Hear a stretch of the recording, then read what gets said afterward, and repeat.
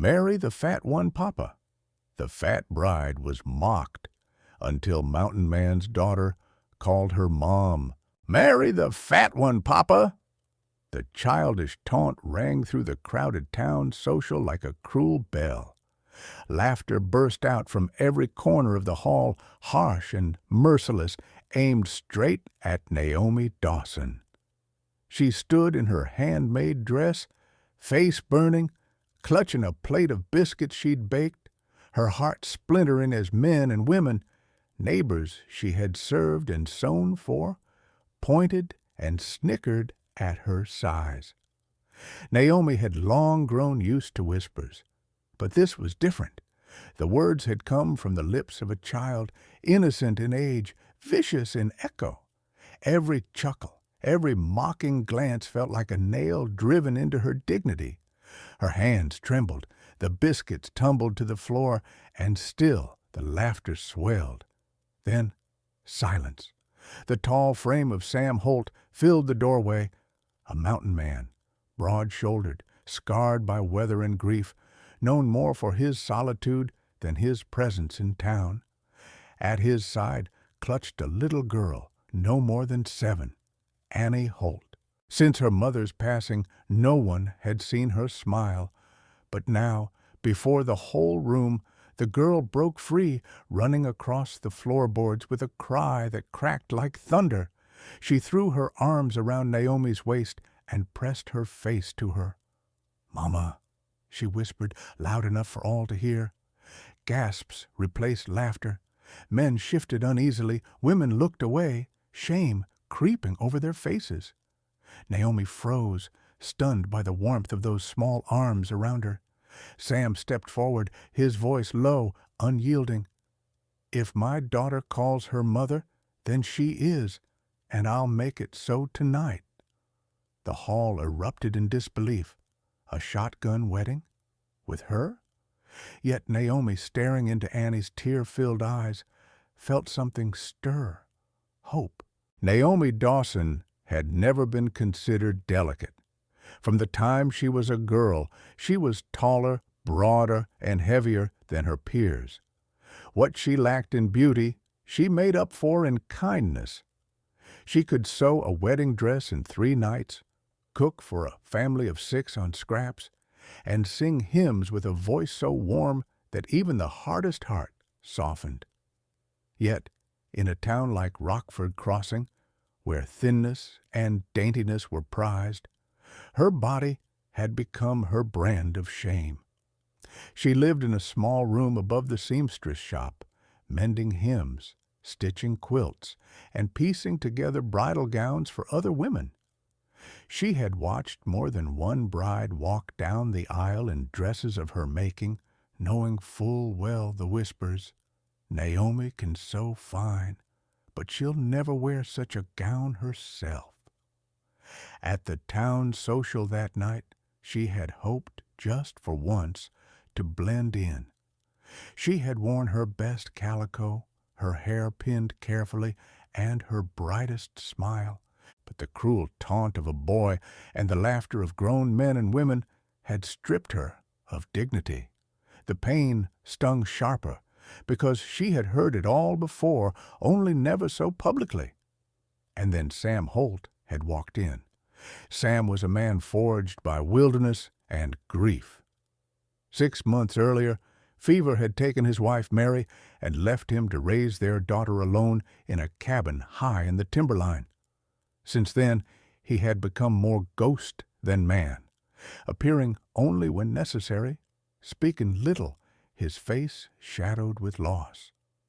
Yet that night, when Annie called Naomi Mama, something inside him broke open. The townsfolk didn't know what to make of it. Some whispered it was madness, others scoffed, insisting Sam was blinded by loneliness. But Naomi saw none of that in his eyes. What she saw was resolve. After the social ended, Sam walked her to the preacher's home, Annie still clinging to her skirts. He explained in plain words, "She hasn't smiled since Mary passed. Tonight, she clung to you as if she'd been waiting all her life. I won't tear that away from her. If you'll have it, Naomi, we'll marry tonight." Naomi's breath caught. Marriage? To Sam Holt, the silent mountain man feared and respected in equal measure? Her heart warred with her mind. She thought of the laughter, the humiliation. She thought of Annie's small arms around her waist. And for the first time in years, she thought of what it might feel like to be wanted, not for her skills, not for her service, but for who she was. The preacher, roused from his bed, blinked at the sight of them on his doorstep. "This is sudden," he murmured, but Sam only replied, "God brought her to us tonight. That's reason enough." And so it was done. By lantern light, with Annie holding Naomi's hand, vows were spoken, not for romance, not for passion, but for something sturdier, need, respect, and the faintest spark of hope. Yet, as Naomi stepped out into the cold night air, now a wife, she knew the hardest journey was only beginning. The townsfolk would not forget their laughter easily, and the mountains, she suspected, would test her even more than their scorn. The morning after their hurried wedding, Naomi stood at the edge of Rockford Crossing with only a small trunk of belongings. Her heart was a battlefield of fear and trembling hope. Behind her lay the jeers of the townsfolk. Before her stretched the mountains, vast and unyielding. Sam arrived with a mule-drawn wagon, Annie perched beside him, wrapped in a shawl too big for her small frame. Without a word, he helped Naomi into the wagon. The road to Thunder Ridge was rough. The wheels jostled over frozen ruts, and icy winds whipped Naomi's cheeks until they burned. Sam spoke little, his eyes always scanning the trail, yet his silence wasn't hostile. It was steady, like the mountains themselves. From time to time, he handed Naomi a blanket or slowed the team so she could rest her back. Each quiet gesture spoke more than words could. Annie, nestled between them, reached for Naomi's hand often. The child's trust disarmed her. For years, Naomi had longed for companionship, but had never imagined it might come first from a child. Each time Annie smiled or leaned against her, Naomi felt something long buried stir, an ache for family, for belonging. By noon they reached the river crossing. Ice clung to the rocks, and the water foamed white with winter's force. Sam climbed down, testing the current. "It'll be rough," he said at last. "Hold Annie tight." He led the wagon across, boots braced against the current, shoulders straining with the reins. For a moment, Naomi feared they'd be swept away. But when they reached the far bank safely, Annie squealed in delight, and Naomi caught Sam's rare smile, faint but real. The trail grew steeper as they ascended into the pines. Shadows lengthened, and the air turned thin and sharp. Naomi's body ached, but she refused to complain. She had heard the townsfolk whisper that she was too soft, too heavy for mountain life. Every step became a vow to prove them wrong. As dusk fell, Sam pulled the wagon into a small clearing. "We'll camp here," he said. He showed Naomi how to gather dry pine needles for kindling, how to angle branches so the wind wouldn't snuff the flames. When her hands fumbled, he didn't scold. He simply guided hers with his own until the fire caught. The warmth spilled against their faces, chasing back the cold. Naomi cooked a simple supper from salt pork and beans. The smell carried through the trees, and for the first time that long day, Annie laughed, a bright, clear sound. Naomi glanced at Sam across the fire. He was watching his daughter, but when his eyes flicked toward Naomi, there was no disdain there, no mockery, only a quiet recognition, as though he saw in her what others refused to. That night, Sam unrolled his bedroll a little apart from hers. "You and Annie take the blankets," he said gruffly. "I'll keep the fire going." Naomi didn't argue. She tucked Annie close, listening to the child's steady breathing while the firelight played on Sam's broad shoulders.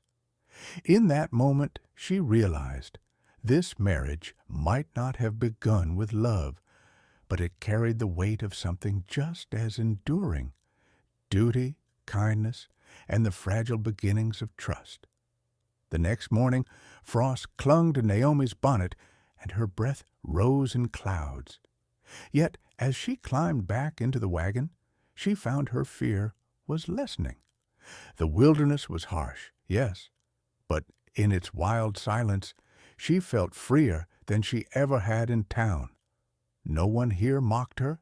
No one whispered. Here, she might finally become something more than the fat seamstress everyone pitied. By the time the cabin came into view, timbers dark against the snow, smoke curling faintly from the chimney, Naomi's heart was pounding not with dread, but with anticipation. This cabin, rough and weathered though it was, would be the place where her true story began. The cabin was smaller than Naomi expected. Built of rough-hewn logs, it sat at the edge of the forest, overlooking a wide meadow now blanketed with snow. The roof sagged into places, and one shutter banged loose in the wind. Yet smoke curled from the chimney, and Annie ran ahead, squealing with joy to be home. Inside, the air smelled faintly of wood smoke and pine resin. The main room was simple: a stone hearth, a scarred wooden table, and two narrow beds pushed against opposite walls. A shelf lined with tin cups and chipped plates sagged under the weight of years. Naomi stood quietly, taking it all in. This was no fine house in town, but there was something honest about it, something that stirred her pride. Sam cleared his throat. "It isn't much," he said, almost apologetically, "but it's kept us warm enough." Naomi set her trunk near the hearth and rolled up her sleeves. "Then we'll make it more than enough," she replied. That first evening, she swept the floor, patched the torn curtain over the window, and cooked a stew thick enough to make Annie lick her spoon clean. Sam ate silently, but nodded once, a gesture that carried more weight than praise from any other man. Days slipped into weeks. Naomi rose early, coaxing the fire back to life before Sam returned from chopping wood. She mended his worn shirts with neat stitches and taught Annie to sew simple hymns, turning the task into a game. When the roof leaked during a snowstorm, Naomi climbed onto a stool, hammer in hand. Sam started to protest, but she silenced him with a firm glance. "I can swing a hammer as well as a needle," she said, and he let her. There were tender moments, too, small things that stitched their lives together. Sam always waited until Naomi and Annie had eaten before serving himself. Annie, once so solemn, began to chatter endlessly, sharing every thought and dream with Naomi as though she'd been her mother forever. And Naomi, who had once hidden her laughter for fear of mockery, found herself laughing freely by the fire, her cheeks glowing with warmth instead of shame. One afternoon, Sam returned from hunting with a haunch of venison. Naomi prepared it with wild herbs she had gathered with Annie, filling the cabin with a rich, savory aroma. As they ate, Annie exclaimed, "It tastes like a feast, Mama!" Naomi froze, the word ringing through the small room. She glanced at Sam, uncertain, but his eyes softened, and he said quietly, "A feast it is." Still, not everything was easy. There were nights when Sam sat long by the fire, staring into the flames with a grief he would not voice. Naomi sensed the shadow of his late wife lingering in every corner, from the quilt folded at the foot of his bed to the pressed flowers in a jar on the shelf. She did not try to replace her. Instead, she honored the silence, tending the fire until it glowed steady, a companion to his brooding. And there were moments Naomi faltered. Harsh words from townsfolk echoed in her mind when she caught sight of her reflection in the frost-darkened window. But each time doubt rose, Annie's small arms around her waist, or Sam's simple act of placing an extra log on the fire before she woke, reminded her that she was not alone. One morning, after a heavy snow, Naomi bundled herself in layers and followed Sam outside. "Teach me," she said. He raised an eyebrow. "Teach you what?" "To split wood." He chuckled, a rare sound, deep and surprised. "You'll blister your hands." "Then let them blister." And so he placed the axe in her grip, guiding her stance. She brought it down, awkward at first, then with growing strength, the crack of splitting pine echoing through the cold air. When she finally managed to split a log clean in two, Sam clapped her shoulder, his touch lingering just a breath longer than before. As winter deepened, the cabin became more than shelter. It became a sanctuary, alive with laughter, shared work, and the quiet companionship of two people slowly learning to trust. Naomi no longer felt like the outcast mocked at the town social. She was a wife, a mother, a woman proving herself with every stitch, every meal, every swing of the axe. And though no words of love had yet been spoken, something unspoken flickered between her and Sam, something steady and warm, like the fire that never went out in the hearth. The snow was beginning to thaw when the first sign of trouble arrived. Sam and Naomi had just finished mending the corral fence when the Blackwood brothers rode up. Lean and sharp-eyed, they had long nursed a grudge against Sam for refusing to sell them timber rights in the valley. Their horses stamped the ground, nostrils steaming in the cold, while the brothers looked down at Naomi with sneers. "Didn't know mountain men took in strays," one jeered. "She'll eat you out of house and home before summer comes." Sam's jaw tightened, but before he could speak, Naomi straightened. Her voice was calm, clear. "This house may be small, but there's room enough for dignity. You should try bringing some with you next time." The brothers scowled, muttering under their breath as they rode off, but Naomi noticed the shadow in Sam's eyes. He knew their kind. They wouldn't let things rest. A few weeks later, the railroad surveyors appeared. Tall stakes were driven into the meadow below the cabin, each one a silent threat. Their foreman, a slick man named Randall Pierce, carried a bundle of documents and a smug smile. "Government's given us claim to this valley," he announced.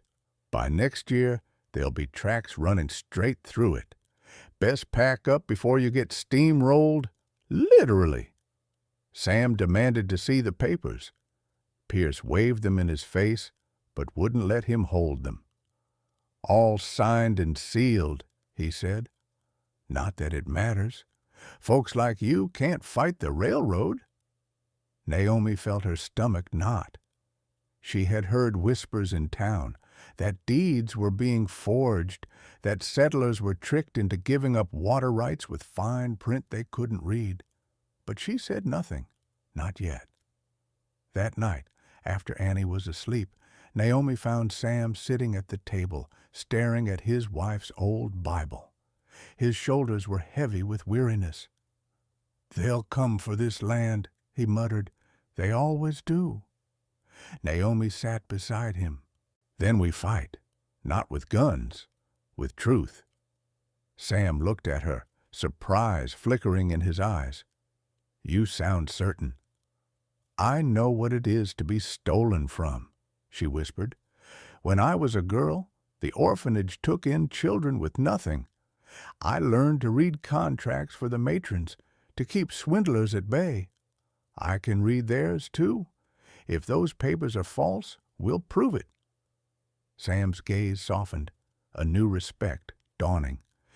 Yet even as she spoke, Naomi knew there was more at stake than deeds. She had overheard something weeks earlier at the railroad feast, the foreman and his clerk whispering about backdated documents, about breaking treaties with the Cheyenne. She hadn't told Sam then, afraid to burden him with more than he already carried. Now, keeping it secret felt like a weight pressing against her chest. The tension grew. Town gossip spread. Whispers that Naomi had trapped Sam into marriage, that she was a burden. At church, women turned their backs. Men smirked. Naomi bore it quietly, until one Sunday, when Annie tugged her hand and asked loudly, "Why won't they talk to you, Mama?" Naomi bent low, her heart breaking, and whispered, "Because they don't know you and I are enough." Still, there were flickers of light. Annie thrived under Naomi's care, reading by the fire and sewing tiny dolls from scraps of cloth. And Sam, though still guarded, began to share pieces of his past. One evening, as snow drifted outside, he admitted, "I wasn't always a mountain man. I wore Union blue once, lost men I called brothers, lost my wife after the war. Since then, I've been waiting for something to live for." Naomi met his eyes, steady and unflinching. "Then maybe it's time to stop waiting." The moment was fragile, charged, yet unfinished, because the next morning the Blackwood brothers returned with news. The sheriff had been paid by the railroad. Warrants were being written. If Sam and Naomi resisted, they would not only lose their land, they would be branded criminals. The peace of the cabin cracked, replaced by a storm neither of them could avoid.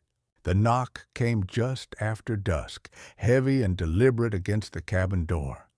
Naomi froze with Annie pressed close at her side, while Sam rose from the table, his hand brushing the rifle propped in the corner. When he opened the door, lantern light spilled over Randall Pierce, the railroad foreman, flanked by the Blackwood brothers and two deputies from town. Their shadows stretched long across the snow. "Evening, Holt," Pierce drawled, waving a sheaf of papers. "Got ourselves official warrants.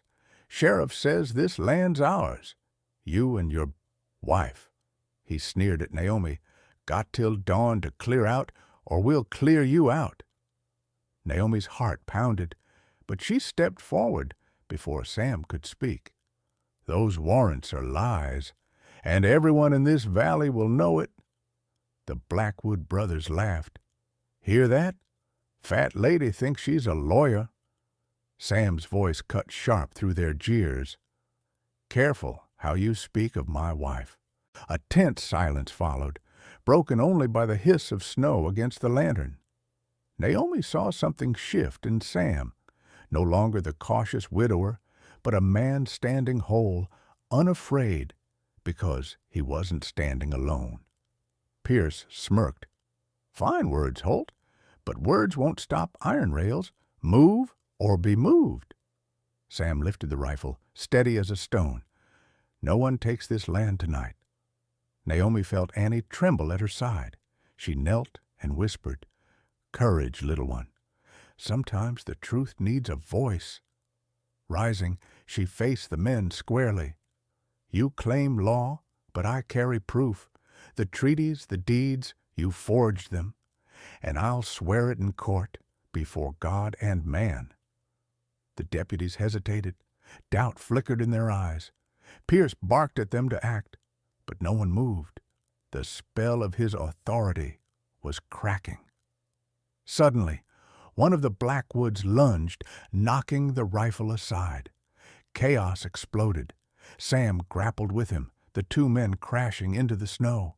The other brother swung a fist, but Naomi seized the iron skillet from the hearth and struck, the clang ringing like a church bell.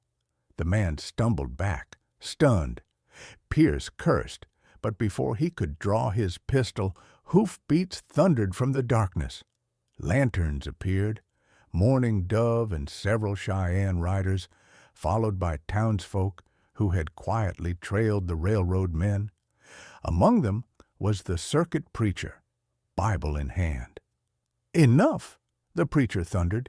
"This land will not be stolen under the cover of lies." Surrounded, Pierce's bravado faltered. The deputies stepped back, unwilling to stand against so many witnesses. The Blackwoods spat curses, but mounted their horses and rode off into the night.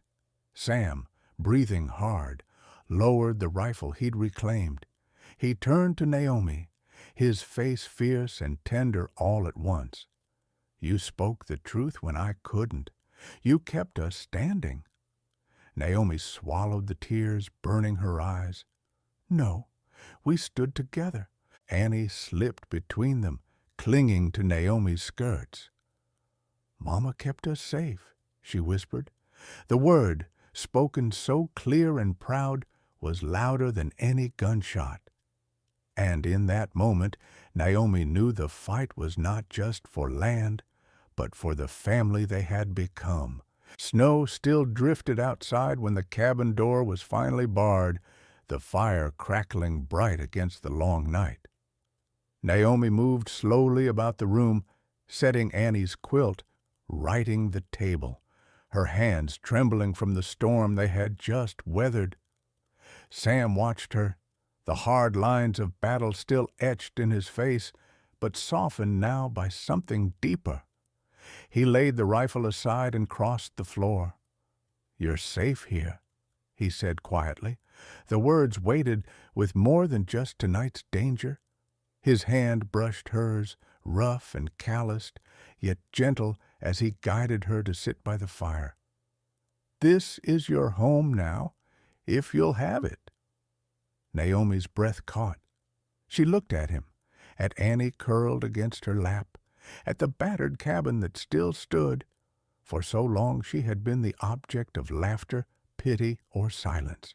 Yet here, in this moment, she was simply wanted, needed. Her voice cracked, but she forced the words past the knot in her throat. "I will. With all my heart, I will." Annie stirred, half asleep, her small hand clutching Naomi's dress. "Mama," she whispered. Tears slipped down Naomi's cheeks as Sam placed an arm around both of them, drawing them close. Outside, the wind howled and the valley lay cloaked in white. But within the cabin there was warmth, of fire, of family, of hope. Still, Naomi knew the fight was not finished. The railroad would not surrender easily, and prejudice did not vanish overnight. But for the first time, she faced the unknown not as a mocked outcast, but as wife, as mother, as the heart of a home. Could their love withstand what lay ahead? Only time would tell. Stories like Naomi's remind us that love is not found in appearances or wealth, but in courage, dignity, and the strength to stand together when the world says you don't belong. Every time you share your thoughts, I'm reminded how stories can bind strangers into a family across oceans and miles. Where are you listening from tonight? Tell me in the comments. I'd love to know. And if you still believe that love can rise from mockery and turn shame into honor, stay close. The next story was written just for you.